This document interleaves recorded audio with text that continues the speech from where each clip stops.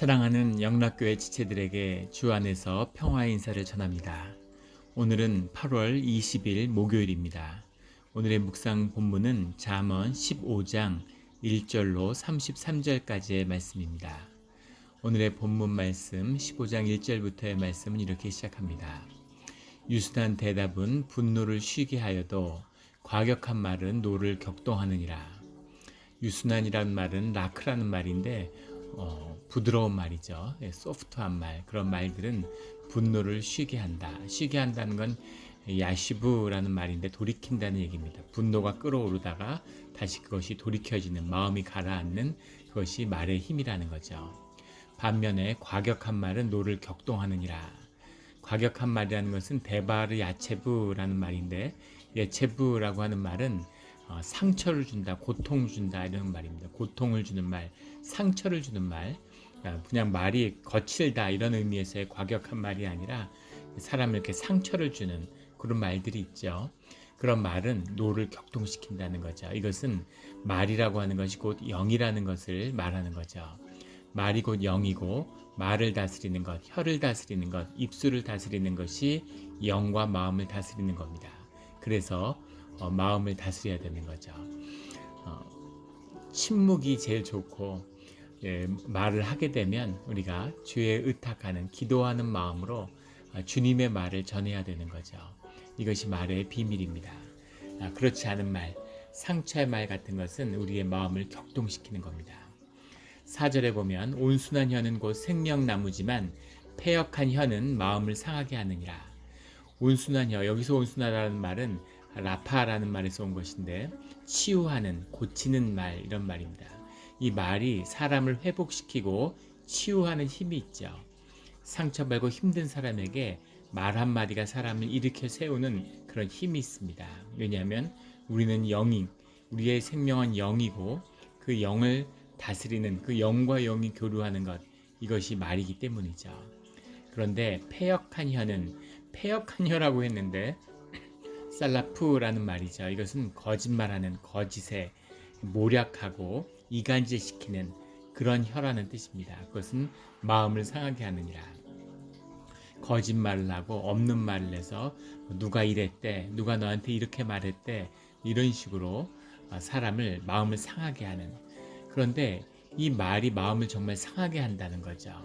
이 말 한마디 때문에, 거짓의 말 때문에 상심하게 되고 마음의 심령이 상하는 이런 일들이 일어난다는 겁니다. 이것은 정말 말이 영이기 때문인 거죠. 그래서 영이 영을 만나고 영이 영을 살리지만 영이 영을 죽이는 거죠. 그래서 말이 무서운 겁니다. 말을 항상 조심하고, 말에 권세가 있죠. 또 우리가 말하는 대로 됩니다. 그래서 늘 말씀을, 이 말을 주님 앞에서 제단 숯불로 혀를 지지는 그런 일들이 있어야 하는 거죠. 주의 자녀가 걸어가는 길입니다. 마음을 상하게 한다라는 말이 베르하으라는 말이죠. 그 영 속으로, 영 안으로 이 말이 들어온다는 거죠. 그래서 우리가 다른 사람의 말이 우리 영을 건드리지 못하도록 우리의 영을 지키는 것, 이것이 지혜고 지혜 있는 자의 마음인 겁니다. 이것을 못 지키는 자가 성경에서 얘기하는 어리석은 자죠. 이 마음을 지켜야 되는 거죠. 또 다른 사람에게 주님의 성령의 말을, 온유의 말을, 은혜의 말을 전해야 하는 것, 이것이 주의 자녀가 선포하는 말의 의미입니다. 늘 주 안에서 은혜로운 말을 나누고 거짓의 말을 끊어버리는 우리 모두가 되기를 주의 이름으로 축원합니다. 7절에 지혜로운 자의 입술은 지식을 전파하여도 미련한 자의 마음은 정함이 없느니라. 지혜로운 자의 입술이 지식을 전파한다. 지식이라는 것은 하나님 안에서 사는 삶의 실제입니다. 무슨 기독교 교리나 무슨 종교적인 지식을 전파하는 게 아니죠. 하나님과 함께 살아온 삶의 정직함이에요. 그런 사람의 삶은 삶을 나누는 가운데 은혜가 있고 그 삶 속에 지혜가 있는 거죠. 그래서 그 삶이 나누어지는, 그 진실함이 나누어지는 가운데 삶의 방향이 정해지는 겁니다. 그 삶에 인도하시는 주님의 뜻이 있기 때문에 그 삶 가운데, 그 지식 가운데 하나님이 인도하시는 방향이 있는 거죠. 우리의 삶을 돌아보면 하나님이 우리를 부르시는 그런 소명이 있고 그 소명에 따라가는 삶의 길이 있었구나라고 하는 것을 발견하게 되죠. 그래서 목적이 있는 삶을 살아가게 되는 겁니다. 이것이 지혜로운 자의 입술이 전하는 지식의 의미죠. 그런데 미련한 자의 마음은 정함이 없느니라. 미련한 자라는 것이 우리가 많이 나누었죠. 이 벨렛이라고 하는 말인데 evil, 악이라는 뜻을 품고 있다고 했습니다. 단순히 어리석은 무슨 생각이 짧고 둔한 사람이 아니라 악한 마음, 주님에게서 떠나 있는 사람의 마음이 미련한 자라고 지금 해석한 이 말입니다. 그런데 이런 사람들의 마음은 정함이 없는 거죠. 주님을 모르는데, 주님을 모른다는 건 자기를 모른다는 거예요. 주님을 모르고 자신을 모르고 자신을 만들고 자신을 이끄는 자를 모르는데 자기 자신을 모르는데 어떻게 마음에 정함이 있겠습니까? 그러니까 물 위에 떠드는 흐르는 물 속에 떠돌아다니는 그런 조각배 같이 삶이 어디로 흘러가는지 내 마음이 어디로 흘러가는지 모르는 거죠. 이런 사람들을 하고 모여서 이 사람들이 막 이런 얘기하면 여기에 끌려가고 저런 사람들이 저런 얘기하면 저기에 끌려가고 인터넷 같은 걸로 한국 뉴스 같은 걸 보면 또 거기에 우우하고 끌려가고 이렇게 삶이 떠도는 거죠. 사람들이 막 화내면 같이 화내고 사람들이 웃고 떠들면 같이 웃고 떠드는 이런 것이 미련한 자의 마음이죠. 그런 자의 마음은 정함이 없다는 것입니다. 8절에 악인의 제사는 여호와께서 미워하셔도 정직한 자의 기도는 그가 기뻐하시나니, 성경이 증거하는 아주 중요한 가르침 중에 하나입니다. 제사라는 종교적 행위를 주님이 기뻐하시지 않는 게 아니라 미워하신다고 그렇게 말씀하고 있고, 정직한 자의 기도라는 것은 우리의 심령이죠. 기도를 드린다는 것은 우리의 의식이 잦아들고 우리의 심원의 세계에 있는 심령이 드러난다는 겁니다. 그 심령이 주님을 영으로 경험하는 거죠. 이것이 기도입니다. 그래서 주의 자녀의 기도는 주님이 기뻐하실 수밖에 없는 거죠. 그것이 자녀를 만나는 주님의 때고 하나님을 경험하는 우리의 때이기 때문입니다. 그래서 그것이 기쁨이 되는 거죠. 악인의 제사라고 하는 것, 그 제사라는 건 종교의 형식이죠. 물론 그 안에 마음이 담겨야 되는데 악인의 제사라는 건 형식이고 종교의 의일 뿐이죠. 하나님이 제일 미워하시는 겁니다. 그냥 악행이나 도둑질보다 하나님이 더 미워하시는 게 악인의 제사예요. 이것이 하나님을 가로막고 사람들이 하나님을 만나지 못하도록 막는 것이기 때문이죠. 그래서 주님이 바리새인들을 독사의 자식들이라고, 땅에서 난 자들이다 이렇게 말씀하시죠. 세리와 창기를 품으시는 주님이 그 당시 종교적 의의를 내세우는 종교인들인 바리새인들을 하나님이 패하셨다는 거죠. 하나님이 제사를 얼마나 미워하시는지를 보여주는 겁니다. 정직한 자의 기도로 주님과 만나는 우리의 삶의 자리가 되기를 주의 이름으로 축원합니다. 주님은 늘 마음을 받으시는 거죠. 마음을 취하시는 주님이십니다. 우리의 행위가 아닌 거죠. 하나님 늘 행위가 아니라 존재를 바라보시는 분입니다. 11절에 스올과 아바돈도 여호와 앞에 드러나거든 하물며 사람의 마음이리요. 아바돈이라는 걸 그대로 아바돈으로 썼는데 무적행으로 해석되는 말이죠. 우리 아폴레이아라고 신약에 나오는 누가복음에도 나오고 계시록에도 나오죠. 무적행에 빠진다 이럴 때 그 무적행 수올보다 더 깊이 있는 것입니다. 수올이라고 하는 것은 이제 죽음의 자리죠. 죽은 자리 있는데 사실은 잠든 자리라서 수올에서는 일어나서 돌아올 수 있는 거죠. 마지막 때에 수올에 있는 자들은 주님이 다 돌이키시는 겁니다. 그런데 아바돈에 갇힌 자들은 돌이키지 않아요. 그 돌아올 수 없는 그 죄의 값을 갚을 수 없는 것, 이것이 무적행 아폴레이아 아바돈인 것이죠. 그런데 수올뿐 아니라 아바돈에 있는 것도 주님이 다 드러난다는 거죠. 아바돈에 들어갔다고 영원한 암흑의 세계에 들어갔다고 해도 주님이 모르시는 게 아니라는 거죠. 하물며 사람의 마음이리요. 그럼 하물며 사람의 일, 사람의 마음을 주님이 모르겠느냐. 무적행위를 아시는 분이 그거죠.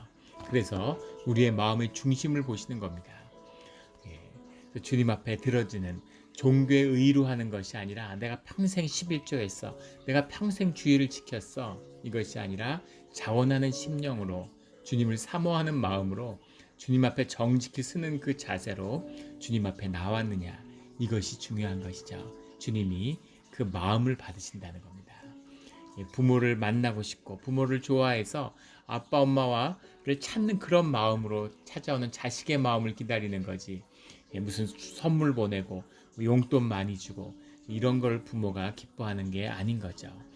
마음의 즐거움, 그 마음에 기뻐하는 그 마음을 받고 싶은 것, 이것이 주님의 마음입니다.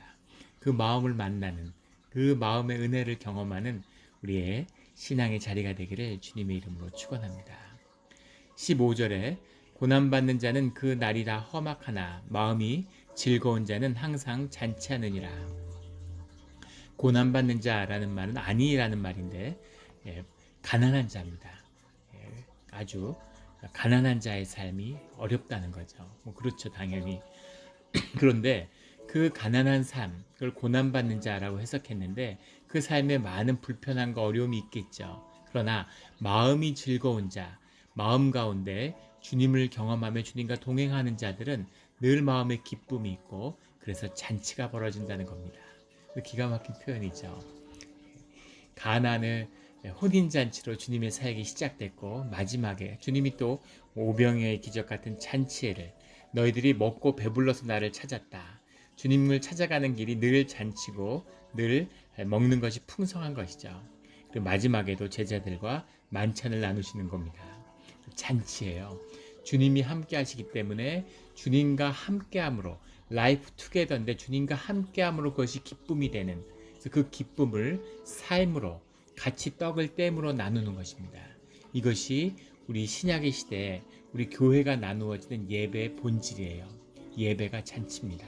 늘 파티를 여는 거죠. 주일마다 주님이 호스트가 돼서 주님으로 인해서 기뻐하고 주님을 만나는 곳에서 기쁨을 나누는, 주님의 이름으로 떡을 떼는, 한 몸임을 확인하는, 이것이 잔치입니다. 그래서 늘 잔치고 항상 잔치인 거죠. 지금 우리가 모여서 이 잔치를 나누지 못하는 이 마음의 안타까움이 얼마나 큰지 모릅니다. 삶에 정말 모든 걸 다 빼앗긴 것 같은 그런 마음이죠. 이 잔치를 기대하는 겁니다. 우리가 잔치하는 자로 주님이 그 모든 잔치의 질서를 끊어버리신 거예요. 멈추신 겁니다. 우리 마음을 회복하고 우리 마음에 주님을 사랑하는 마음, 우리 안에 정직함을 회복하셔서 주님이 주님의 때에 다시 잔치의 길을 열어주시는 줄 믿습니다. 그때 우리가 다시 기쁨으로 모이는, 이거 진짜 기쁨이었구나. 주일 성수라고 해서 주일마다 그냥 의무적으로 찾아오는 게 아니라 정말 기쁨을 사모하고 잔치를 사모해서 모이는 것이었구나.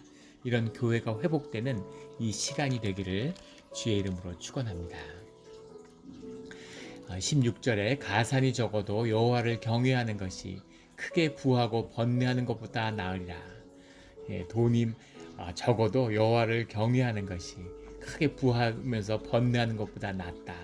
이것은 그 끝이 멸망이어서 마지막 때 구원의 이야기가 아니라 우리가 살면서도 주님과 함께하는 것, 주님을 경외하는 삶이 재산이 많고 번뇌하는 것보다 낫다는 거죠. 그걸 더 강조하는 것이 17절에 채소를 먹으며 서로 사랑하는 것이 살진 소를 먹으며 서로 미워하는 것보다 나으니라. 저희 같은 사람한테는 이 말씀이 큰 걸림돌이 될 수 있죠. 소를 먹으며 미워하는 것보다 채소를 먹으며 서로 사랑하는 것이 낫다. 비건으로 살아도 행복할 수 있을까? 그런데 주님을 안에서 서로 사랑하고 기뻐하는 것이 정말 행복한 삶인 거죠. 가족이 되고 가족이 있다는 게 얼마나 귀한 것입니까? 그것이 삶의 위로가 되고 그것 때문에 살아가고 그것을 통해서 하나님이 말할 수 없는 기쁨을 주시죠. 어저께가 우리 막내 생일이었는데 그 생일을 축하하는데 아이가 이제 부쩍 컸어요. 아마 교회가 다시 모이면 다 깜짝 놀라실 겁니다. 한 달에 한 1cm씩 크는 것 같아요. 이게 얼마나 빨리 자라는지. 그런데 애가 자라는 걸 보고 또 애가 모습을 보면서 얼마나 기쁨이 있는지 모릅니다. 뭐라 말할 수 없는 마음에 부요함이 있는 거죠. 하나님한테 참 감사하고, 또 아이들이 너무 부쩍부쩍 크니까 이제 아이들하고 같이 보낼 수 있는 시간이 얼마 남지 않았구나. 큰애 둘째는 내년이면 다 떠날 텐데 막내도 얼마 남지 않았죠. 이 시간이 참 귀하구나 하는 생각을 하게 됩니다. 가족이 하나 되고 그 마음이 서로 나누어지는 이것이 기쁨이죠. 주님이 주시는 사랑입니다. 내 안에 그런 사랑이 있을 수가 없죠. 주님이 주시는 사랑이 있기 때문에 그 사랑이 나누어지는 거죠. 그런데 아무리 부하고 매일 소고기를 먹어도 그게 서로 마음이 미워지면 아무 소용이 없는 거죠. 그 모든 것이 저주의 굴레가 되는 겁니다. 한국에 있을 때 만난 분 중에 그런 고백을 하는 분이 있었어요. 집이 굉장히 부유한 분입니다. 뭐 재벌 정도는 아니라도 굉장히 이제 큰 부자죠. 근데 그분이 뭐라고 얘기를 하냐면 자기 자식을 하나만 낳아야 되겠다 이렇게 결심을 하고 정말 자식을 하나만 낳았다는 거예요.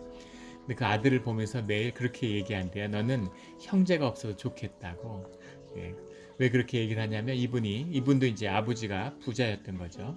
아버지가 이제 회사의 창업주였는데 그 아버지가 재산이 있으니까 형제들끼리 얼마나 그 싸우고 계속 재판하고 원수가 되고 서로 얼굴도 보지 않고 부모 기일에도 모이지 않고 그렇게 막 10년, 20년, 30년 평생 그렇게 다툼을 하다가 또 부모의 또 이런 새로운 재산이 발견되면 또 싸움이 붙고 그래서 하도 그게 지긋지긋하고 그 미움을 품고 산다는 게 너무 힘들어서 평생에 그래서 잘 형제가 없었으면 형제 없는 사람이 제일 부럽다고 그런 얘기를 들었습니다. 정말 비참한 삶이죠. 그 돈이 뭐라고 예.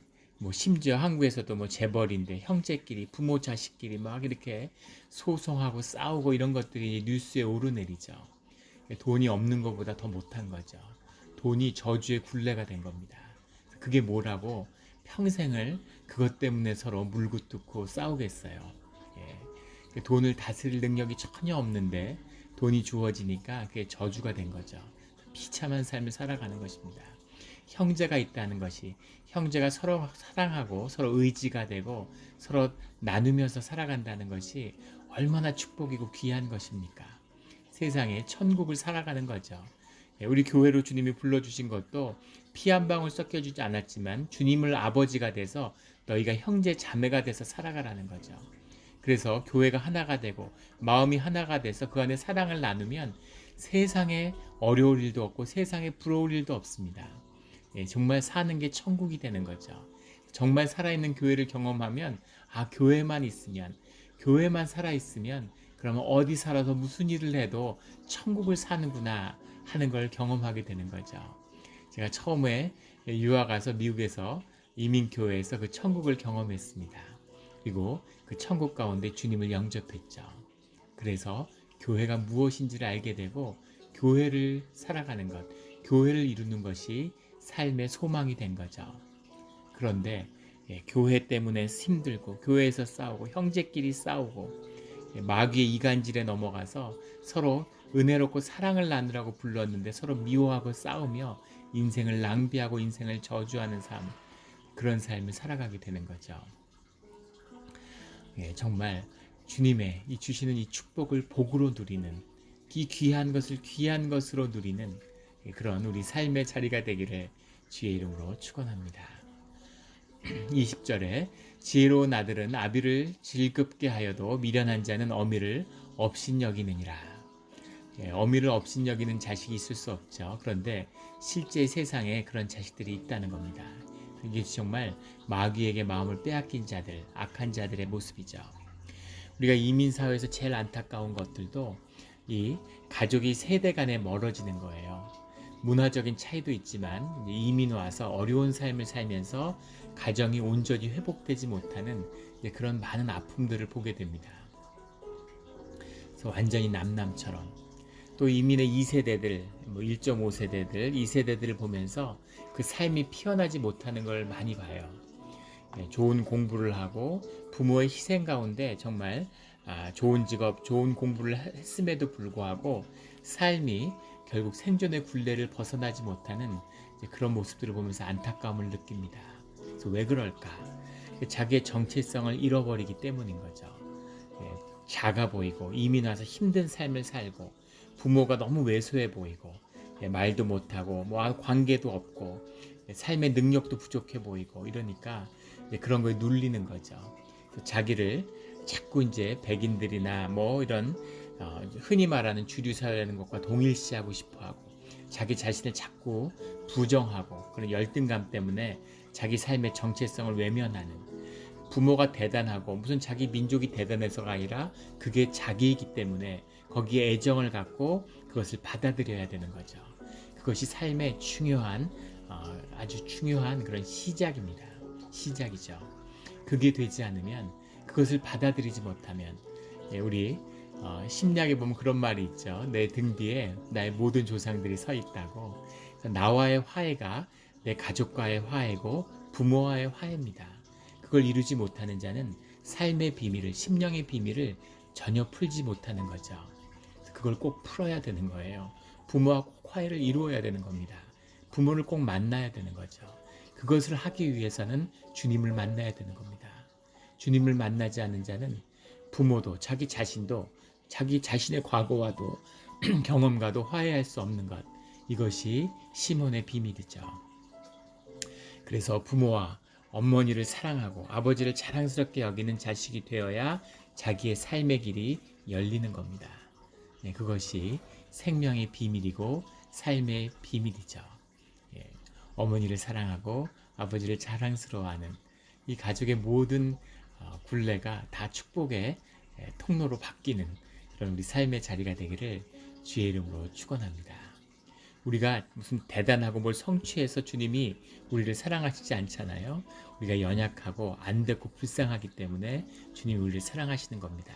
이민자에게는, 이 아브라함의 세대에게는 주님의 특별한 은혜와 사랑이 있죠. 그걸 만나야 되는 거죠. 그 하나님을 만나야 자식과 하나가 되고 자식들이 부모의 세대를 기쁨과 은혜와 영광으로 받는 것입니다. 이것이 이민교회 안에서, 이민사회 안에서 꼭 이루어져야 되는 일이에요. 이것이 꼭 이루어지는 우리 영락교회와 공동체가 되기를 주의 이름으로 축원합니다. 25절에 여호와는 교만한 자의 집을 허시며 과부의 지게를 정하시느니라. 하나님이 교만한 자를 미워하시죠. 교만한 자의 집은, 교만한 집이라는 것은 교만한 자가 스스로 세운 집이고 그 집에 교만한 자가 왕이 되어 있는 그런 곳이죠. 높은 눈을 가졌기 때문에 그 교만한 자는 늘 사람들을 멸시하는 겁니다. 관계를 훼손시키죠. 그 주님이 가장 미워하는 자가 교만한 자예요. 그 반대에 서 있는 자가 겸손한 자죠. 자기의 에고를 십자가에 못 박고 주님 앞에 무릎 꿇은 자, 그런 자들이 주님의 은혜와 동행하는 겁니다. 근데 여기 보면 교만한 자의 집은 허시는데 과부의 지게를 정하시느니라. 과부의 지게라는 건 게불 알라마나라는 말인데 이 과부가 소유한 땅의 경계를 게불이라는 게 경계죠. 경계를 의미하는 겁니다. 과부가 소유한 땅의 경계를 주님이 정하신다. 이게 무슨 말이냐면 과부가 땅을 가지고 있는데 그 경계석을 옮겨서 땅을 갈취하는 거죠. 과부가 가장 성경에서 이 과부와 고아의 비유를 늘 드시죠. 과부가 그 시대에 가장 불쌍한 사람들이기 때문입니다. 남편에게 의지하에 살아가는 가부장적인 사회에서 남편이 없으니까 부인들의 삶이 지켜지기 어려운 거예요. 중세에도 그랬습니다. 중세에도 남편이 죽으면 부인을 온갖 음해와 거짓과 거짓말로 속여서 과부로 모는 거죠. 그래서 그 재산을 빼앗는 겁니다. 이런 일이 수없이 반복됐다고 하죠. 그래서 그 과부가 가진 땅이라는 것은 정말 지키기 힘든 것이죠. 그런데 주님이 그 땅의 경계를, 그 지계석을 함부로 옮기지 못하도록 그 지계석의 경계를 주님이 지켜주신다는 겁니다. 가장 연약한 자, 가장 지키기 힘든 자, 그의 것을 주님의 이름으로 주님이 지켜주신다는 거죠. 반면에 교만한 자, 자기의 집을 스스로 세우고 많이 가졌다고 떵떵거리는 자, 그런 자의 집은 주님이 헐어내신다는 겁니다. 이것이 주님이 인도하시는 섭리시죠. 주님이 연약한 자이기 때문에, 주님께 의지하는 자이기 때문에 주님의 은혜가 함께 하시는 거죠. 29절에 여호와는 악인을 멀리하시고 의인의 기도를 들으시느니라. 주님이 기도를 구하고 기도를 들으시는 거예요. 우리가 부족하고 연약하기 때문에 주님의 은혜가 우리와 함께합니다. 하지만 불쌍해서 주님이 함께 하시는 것에 멈추는 것이 아니라 우리가 주님께 기도하고 주의 자녀로서 주님을 기뻐하며 정직한 모습으로 주님 앞에 설 때, 그때 주님이 우리의 삶을 기뻐 받으시는 거죠. 이 기쁨이 늘 주님과 우리의 관계 가운데 함께하는, 주장되어지는 우리의 삶이 예배가 되는 그런 오늘 하루가 되기를 예수 그리스도의 이름으로 축원합니다. 아멘.